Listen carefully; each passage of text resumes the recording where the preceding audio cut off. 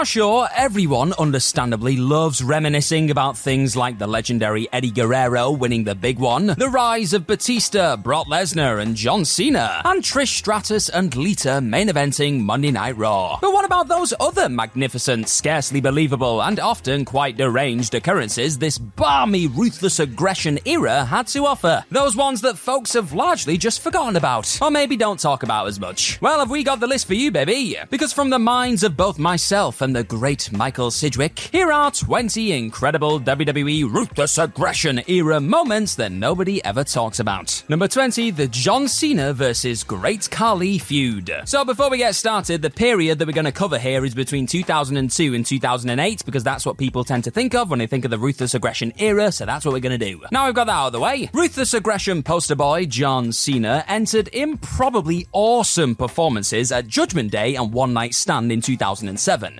Somehow, through his motivation, Arn Anderson's layouts, or perhaps a mystical force from up high, the man carried the Great Khali to something compelling and dynamic. Twice! Now, the Judgment Day main event wasn't necessarily good. Cena's opening barrage of punches made Shane McMahon look like Sugar Ray Robinson, for crying out loud, but it was inordinately effective. Cena at least threw himself down to the mat with a motivated snap. He knew that he had to create movement and some nightmarish oral thuds to get this over. Khali played his role remarkably well too, aiming his awful strikes at Cena's ears and even lifting his leg higher than he ever had in his life to connect with a back kick. It was majestic. The One Night Stand match was even better. An arena-wide brawl, it was significantly less tropey than many plunder matches WWE presents today. Virtually every single weapon that was used, like cameras and the crane, actually belonged in that environment, making it feel like a desperate Cena was grabbing whatever he could get his hands on to survive this onslaught. It was great stuff. Number 19, Velocity going nuts. Now, while the main roster was infested during ruthless aggression with some of the worst, greenest, most generic developmental atrocities you'll ever see, WWE did very gently flirt with the stylistic revolution on the nascent independent circuit. They signed Paul London, a fantastic, now severely underrated wrestler. He was super talented, but also handsome and telegenic, and thus, in the eyes of WWE and its soapy approach, more marketable than the rest. They still stuck him on C-Show Velocity and had him feud with Akio for ages though. WWE did not care about those matches, but the wrestlers did. They worked in vain, but treated every last one as an opportunity. Hypersonic aerial battles worked at a pace so blistering you could scarcely believe they were held under the WWE banner. This series wasn't just an exhibition of moves. A lot of thought went into it. In one match, Akio caught a London kick and sent him flying with a backflip. Now, usually this kind of counter only happens to allow the opponent to land on their feet and mount another attack. It's athletically impressive, but a bit contrived. This right here, though, was an actual attack. London bumped legs first on the ropes and then on his head with a horrific and rather awesome corkscrew motion. And more wrestlers should apply this level of intent to their work today, if you ask me. Number 18, one of the sickest matches ever. If Roderick Strong ever had cause to strangle out somebody's name, it wasn't when he was seeking the affections of Adam Cole. It was when he was getting pummeled half to death by Kurt Angle. Before he made a name for himself in Ring of Honor and Pro Wrestling Guerrilla, Roderick Strong was sacrificed to Kurt Angle as part of the latter's gold medal invitational. If the inexperienced chancer could survive 3 minutes with Angle, he'd take the gold. Angle asked Strong what his chances were. Strong said he didn't know, but he did know that he could slap Angle right in the face. And he did, really hard. This incensed Angle, who chased Strong around the ring. When they met inside of it for 2 glorious minutes, they may well have worked the most violent match in WWE history. And that's no exaggeration, folks. Angle worked this match like it was a shoot. Even by his standards, his intensity was just disgusting. After an absolutely fantastic near fall, the red mist descended further when Angle came close to losing. He smashed Strong repeatedly in the back of the head after furiously paintbrushing his face with slaps. The closest wrestling ever got to the hydrogen bomb versus coughing baby meme, Angle battered the back of Strong's skull so viciously that it's a miracle his forearm wasn't covered in brain matter. Angle then held Strong in a cattle mutilation position before headbutting his skull, grinding his forehead on it, and then